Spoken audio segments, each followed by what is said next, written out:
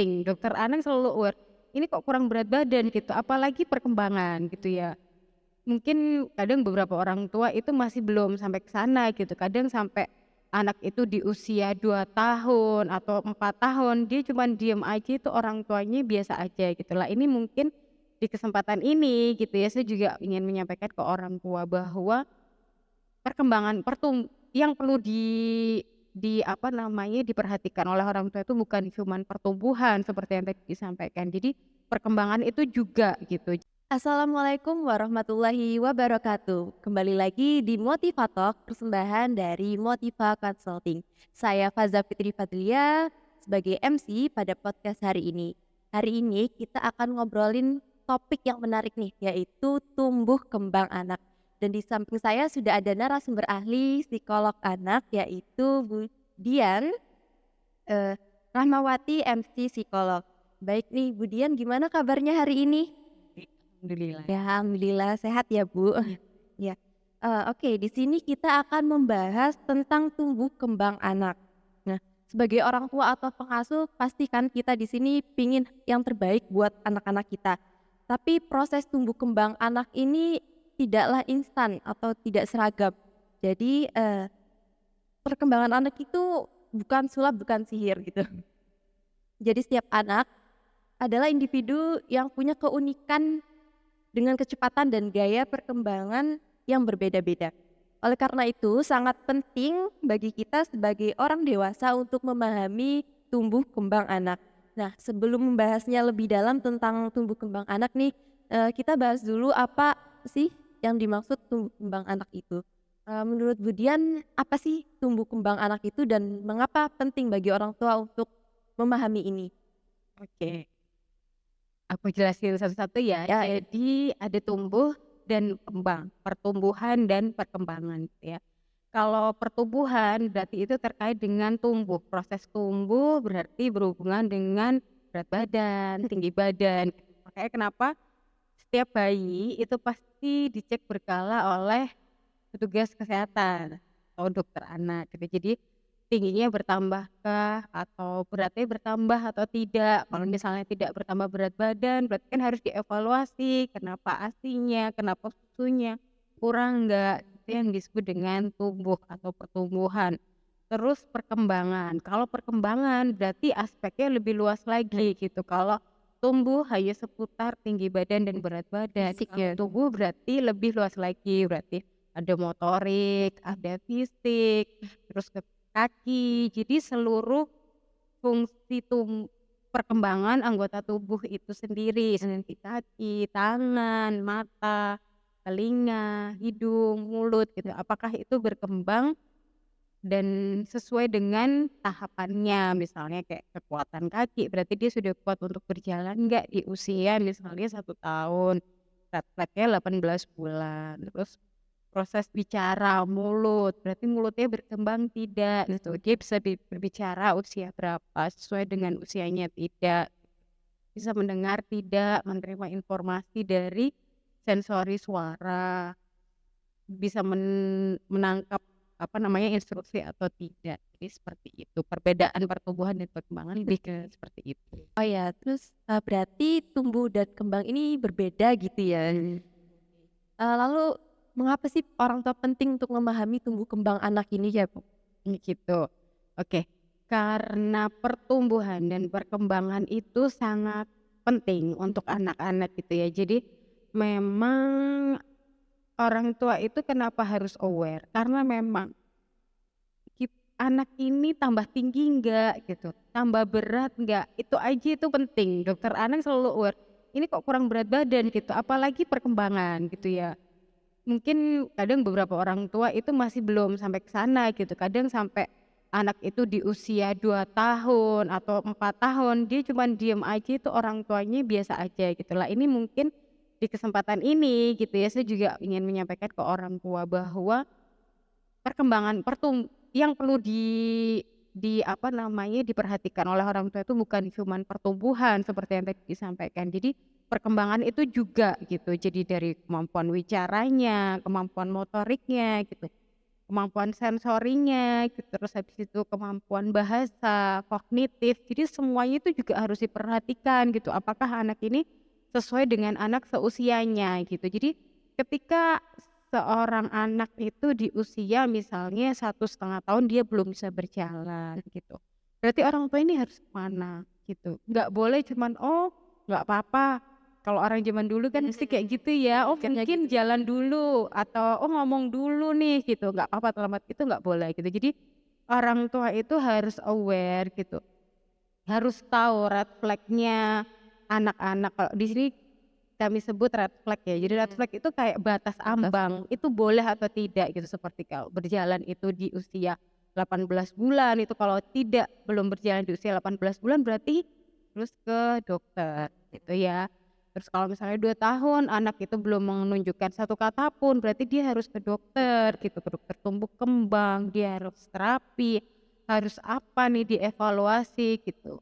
Atau lagi misalnya ada anak di bawah 1 tahun misalnya dia sudah umur 8 bulan nih tapi dia belum bisa duduk. Nah itu harus segera dikonsulkan ke dokter gitu.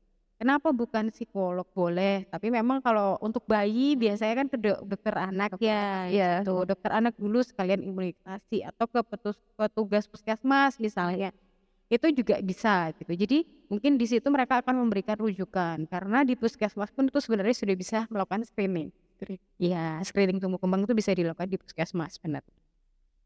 Berarti penting banget ya untuk screening anak sejak dini gitu ya? Iya, sebetulnya kalau dari yang saya pelajari waktu kuliah dulu itu sebenarnya dosen sudah menyampaikan bahwa di puskesmas itu mereka sudah dilengkapi dengan tools screening tumbuh kembang gitu. Jadi di puskesmas itu juga bisa dilakukan screening untuk pendengaran, terus habis itu gangguan konsentrasi, autisme, terus habis itu tumbuh kembang, itu sebenarnya di puskesmas tuh bisa gitu. Jadi kalau misalnya bapak atau ibu misalnya ya merasa biayanya lumayan mahal mungkin ya gitu, nggak apa-apa monggo di puskesmas bisa ditanyakan, "Bisa nggak untuk screening tumbuh kembang? Karena saya merasa anak saya kok mengalami keterlambatan nih," gitu. Bisa jadi misalnya orang tua bisa membandingkan ketika sering sering ke puskesmas misalnya kan bisa nih ketemu ketika Iya. imunisasi kan ya sama-sama, apa namanya, anak seusianya misalnya yang satunya sudah bisa duduk, yang satu bener, memang perkembangan anak itu berbeda-beda Ya, gitu, tapi tetep ada kayak standarnya gitu ya. Jadi usia sekian tuh harus bisa ini, sekian tuh harus bisa ini, itu harus dikejar ketika anak itu tidak bisa melalui tahapan itu gitu. Ibaratnya ada tonggak itu ya, tonggak Iya perkembangannya. betul, iya betul, sama seperti berat badan. Kadang ada orang tua yang, "Aduh, maksudnya kok ke dokter kok mesti kurang berat badan terus ya?" Gitu, sampai akhirnya kan orang tua juga jenuh gitu kan gitu. Tapi kalau misalnya untuk perkembangan gitu kayak dokter pun pasti kan memberikan penyelesaian nih, misalnya berat badannya nggak naik-naik nih gitu, oh berarti dokter akan memberikan solusi misalnya empasi dini misalnya atau tambah susu formula supaya anak ini gebus supaya berat badannya Badannya juga naik, naik. Nah oke. perkembangan itu juga kalau misalnya nih di usia 8 bulan dia belum bisa duduk nih berarti dia harus apa, fisioterapi kah? Atau dia harus apa namanya, dikonsulkan ke dokter untuk cek atau Iya. apa-apa gitu. Jadi orang tua sudah tahu dari dini karena memang usia perkembangan itu golden age itu 5 tahun. Karena saya sering menemukan klien tuh terlambat Terlambat. gitu. Jadi setelah golden age itu baru terapi gitu. Padahal maksimal perkembangan pesat itu di golden age gitu. Jadi dari 0 sampai 5.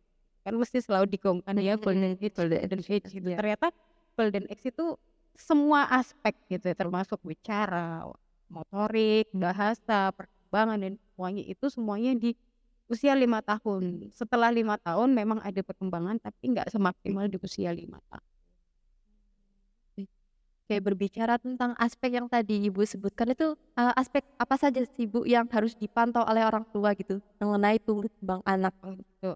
Jadi memang yang kadang di usia anak, usia dini ya UD itu pasti bicara fisik motorik. Fisik motorik berarti kan terkait dengan motorik kasar, Mhm. motorik halus. Motorik kasar berarti berjalan, lari, melompat, angkat kaki satu, keseimbangan, kan nanti akan berkelanjutan gitu ya. Terus habis itu motorik halus, berarti kekuatan tangan. Kekuatan tangan berarti apa, mesti mengepal, meremas, menjumput gitu. Jadi sampai akhirnya dia siap untuk menulis, itu ya. Itu motorik kasar, motorik halus. Terus masuk lagi ke bahasa. Bahasa berkaitan dengan wicara, berarti anak itu punya kosakata yang berapa nih? 2 tahun itu harusnya kalau nggak salah minimal itu 20 kata gitu, dengan kata-kata itu yang jelas. Berarti kalau misalnya nggak jelas kita tunggu sampai 2,5 tahun, jelas nggak harus naik nih derajat kejelasannya, kalau enggak berarti dia harus terapi gitu ya. Nah, sudah ada motorik halus, kasar, bahasa, terus lagi kognitif. Berarti kalau misalnya usia 3 tahun, berarti dia harus bisa apa, misalnya harus bisa mengenal namanya, tahu nama orang tuanya, dia tahu laki-laki perempuan enggak, itu kognitif. Bisa di situ ada lagi, oh sudah ya, fisik, motorik, bahasa, kognitif. Itu sih yang urgent sekali yang harus dikembangkan. Jadi ketika aspek itu akan berkembang sesuai dengan usianya, kemampuan dia secara kognitif juga akan, karena kemampuan kognitif itu sejalan dengan kemampuan bahasa. Makanya kenapa banyak anak yang speech delay itu selalu kemampuan kognitifnya di bawah. Karena bahasa itu sumber informasi Iya, gitu. Jadi kalau misalnya dia paham berarti dia tahu, dia harus gitu. Tadi Ibu kan menyebutkan lumayan banyak tuh, mulai dari aspek motorik, motorik kasar halus, terus sama, mmm, kognitif juga bahasa, itu kan, harus dipantau oleh orang tua ya, Bu, terus bagaimana sih orang tua itu dapat memantau dari aspek tersebut itu? Mmm, jadi kan sekarang itu banyak ya, apa namanya, kayak parenting, Mhm. terus webinar dan segala macam itu memang kan banyak. Jadi orang tua harus lebih aware, terus sering ke tenaga kesehatan. Mhm mhm. Jadi orang tua itu harus lebih aware gitu ya. Jadi kalau misalnya memang harus screening, ya sudah screening gitu. Jadi kalau misalnya ke dokter spesialis anak, harapan saya berarti orang tua harus lebih aktif bertanya, "Dok, apakah anak saya ini sehat? Apakah dia sesuai dengan perkembangannya?" Karena memang berdasarkan pengalaman, kadang DSA itu yang dicek cuman tinggi badan, berat badan, tingkat kepala gitu ya. Kalau nggak urgent gitu nggak akan screening gitu kan.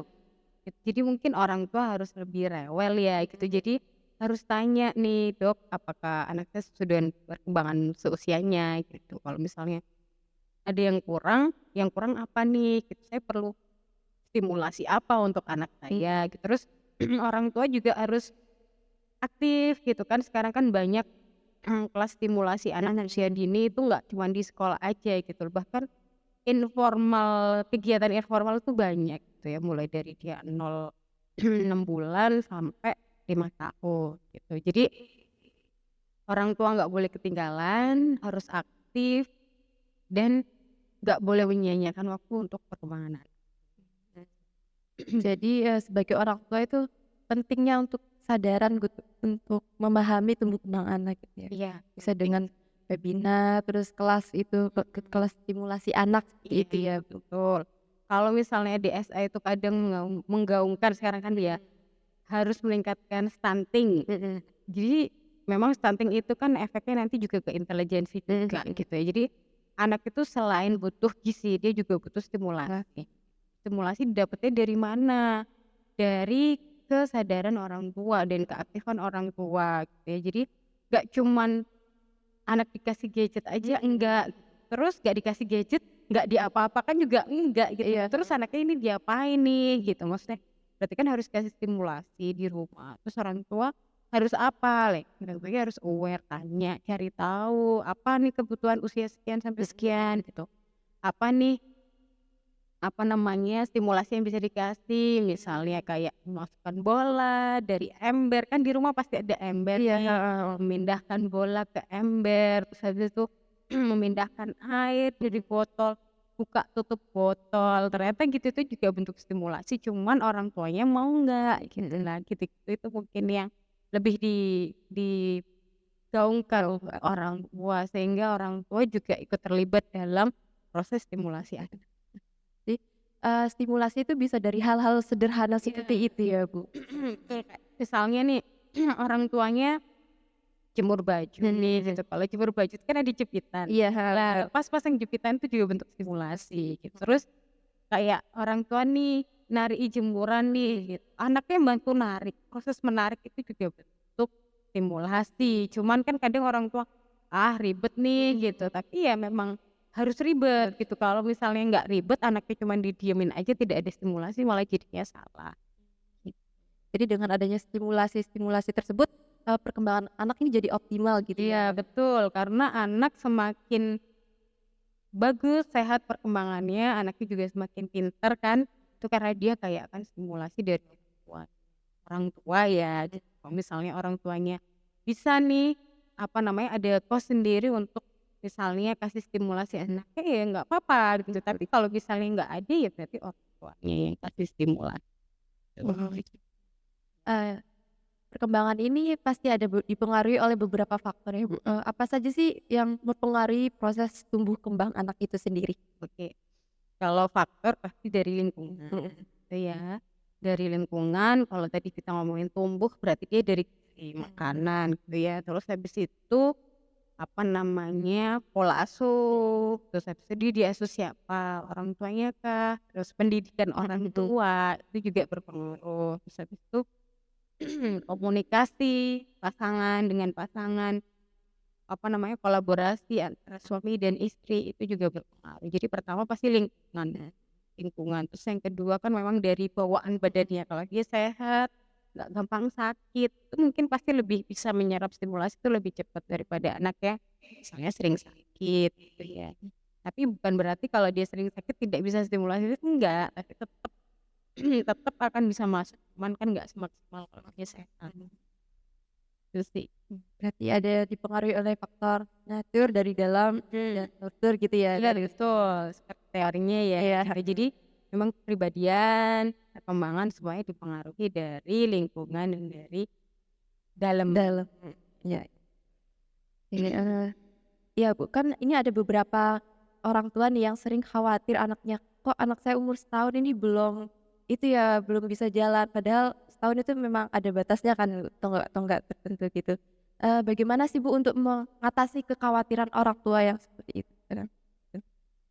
Kalau yang event saya temui ya, sebenarnya sih kekhawatiran itu lebih bagus daripada denial atau penyangkalan nih. Kalau misalnya anaknya 1 tahun belum bisa jalan, ya terus harus kayak gimana gitu. Itu harus dievaluasi juga, menggunakan baby walker nggak di rumah, sering digendong nggak gitu. Maksudnya anaknya dibiarin dia eksplorasi nggak, itu harus dievaluasi juga gitu. Kalau misalnya memang ternyata secara fisik ini dia ada sesuatu, misalnya dia sering sakit, demam, kejang, terus ternyata pelemahan otot, berarti dia harus fisio, gitu ya. Tapi kalau misalnya memang dia sehat, dia aktif, cuman dia sering digendong, berarti kebiasaan sering digendong harus dihindari. Tepat. Ya, berarti biarkan dia di bawah gitu ya. Jadi dia Eksplorasi. kadang orang tua kan gitu. Terus ada lagi orang tua yang anaknya itu sukanya jalan nih Bu, nggak suka nggak suka merangkak. Lah itu juga titik titik apa namanya, perlu diperhatikan untuk orang tua. Jadi jangan senang ketika anak itu nggak merangkak.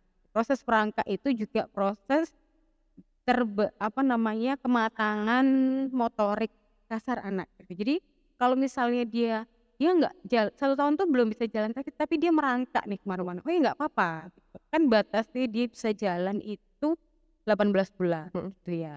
Selama dia itu mau berusaha nih melakukan mobilitas, entah dia ngesot, dia merangkak, itu nggak apa-apa gitu. Pokoknya dia berproses, nggak cuman gendong aja atau dia harus kemana-mana nih pakai baby walker nih, itu selama nggak itu nggak apa-apa gitu. Pokoknya dia melalui proses di mana dia akan kuat akhirnya untuk jalan.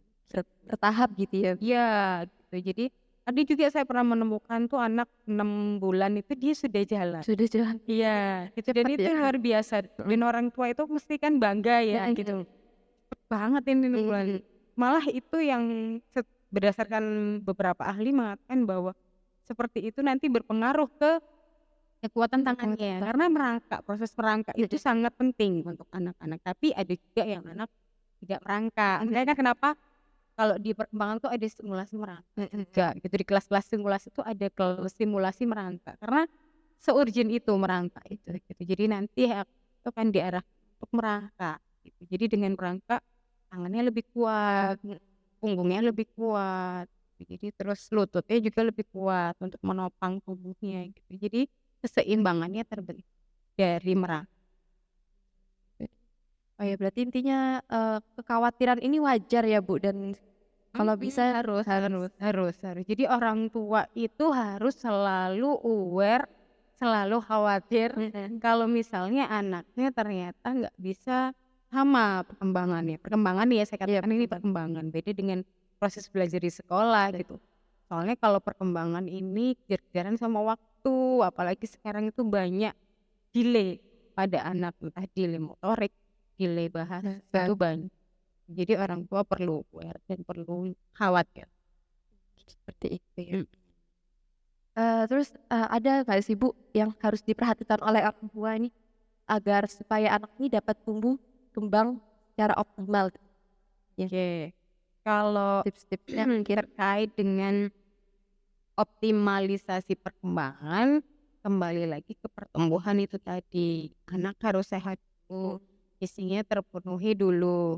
Sehat ya, berarti tidak sering sakit mhm, gitu ya, berarti kalau dia tidak sering sakit, itu dia akan lebih banyak eksplorasi kan ya, berarti beda kalau anak sakit sakit 1 bulan gitu kan kayak ketinggalan waktu 1 bulan ya, misalnya tiba-tiba demam nih, demam tinggi harus masuk rumah sakit, kan beda. Jadi harus sehat dulu.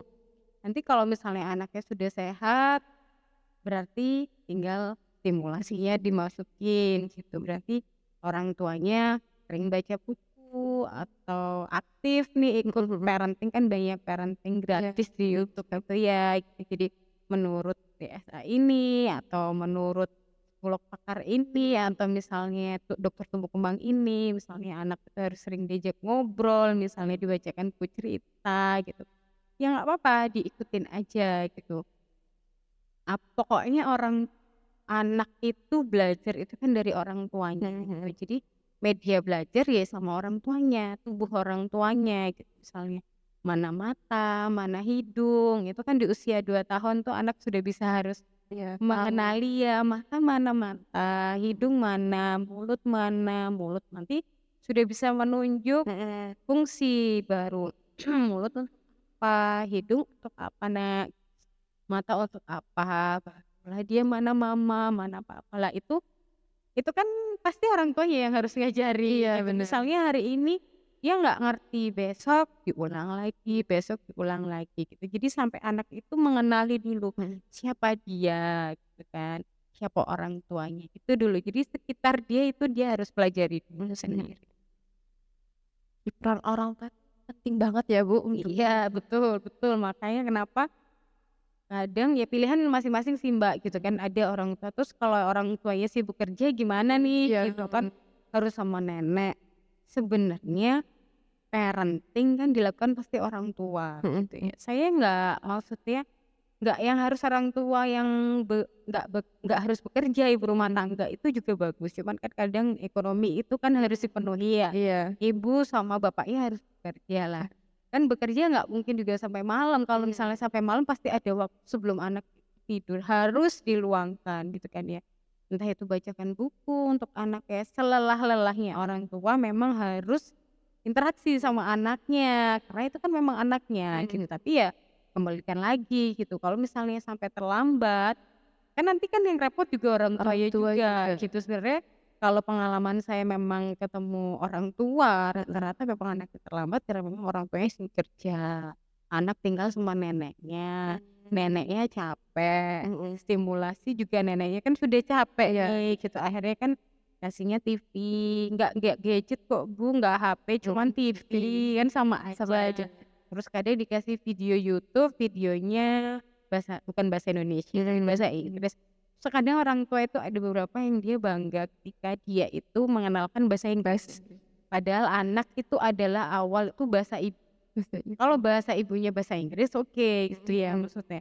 Lah ini orang tuanya sibuk nih sama neneknya, anaknya diputarkan YouTube-nya bahasa Inggris supaya dibahasain. Lah ini kan jadi dia itulah awal muasalnya kenapa anak bisa lambat bicara, karena memang bahasanya nggak sesuai dengan yang ada di lingkungan. Jadi kalau misalnya dia tinggal di Indonesia, ya Indonesia jadilah gitu. Maksudnya bahasa ibu dulu gitu loh. Dia entah mau nanti akhirnya menguasai 3 bahasa terserah, pokoknya bahasa ibunya dia dapat dulu. Makanya kenapa kalau saya ngobrol sama orang tua, "Gimana nih Bu, anak saya bisanya ini, kenapa nggak bahasa ibu? Apakah di rumah menggunakan bahasa Inggris?" Tidak. Gitu. Tapi anaknya pintar bahasa Inggris, Bu. Dia belajarnya dari YouTube.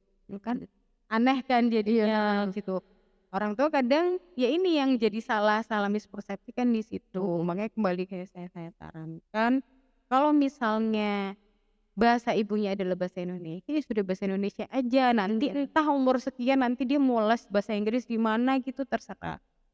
Pokoknya bahasa ibunya harus dikuasai dulu gitu. Jadi karena dengan bahasa itu informasi pertama dia dapat, dia paham itu kan dari bahasa Iya. gitu. Kalau misalnya dari bahasa aja sudah susah gitu, dia nggak akan ngerti nih gitu. Minum itu apa, gelas itu apa gitu kan. Lah sekarang mamanya ngomong, anaknya gelasnya ngomongnya pakai bahasa Inggris sih, misalnya I wanna drink gitu kan. Lah mau apa Nak? Minum, susu gitu kan. Susu ya Nak ya? I wanna drink lah, kan nggak matching nih gitu lah. Nanti neneknya ngerti nggak bahasa Inggris? Nah, Jadi bahasa ibu dulu. jadi, komunikasinya itu biar Betul. sama-sama paham gitu ya. Iya, karena komunikasi adalah pertama gitu. Jadi kenapa setelah motorik kasar tuh bahasa, Dasar karena memang bahasa itu penting penting banget ya. buat Oke. Oke, baik, sudah cukup banyak penjelasan dari Budian yang sangat bermanfaat bagi kita semua. Terima kasih Budian atas penjelasannya yang sangat bermanfaat. Eh, Kami harap podcast ini dapat memberikan pemahaman bagi orang tua, pendidik dan pengasuh dalam memahami tumbuh kembang anak. Jangan lupa untuk subscribe akun YouTube Motiva Consulting dan juga jangan lupa komen, like, dan share video ini bila dirasa bermanfaat. Terima kasih, sampai ketemu lagi di episode selanjutnya. Sampai jumpa di Motiva Talk. Bye. Waalaikumsalam warahmatullahi wabarakatuh.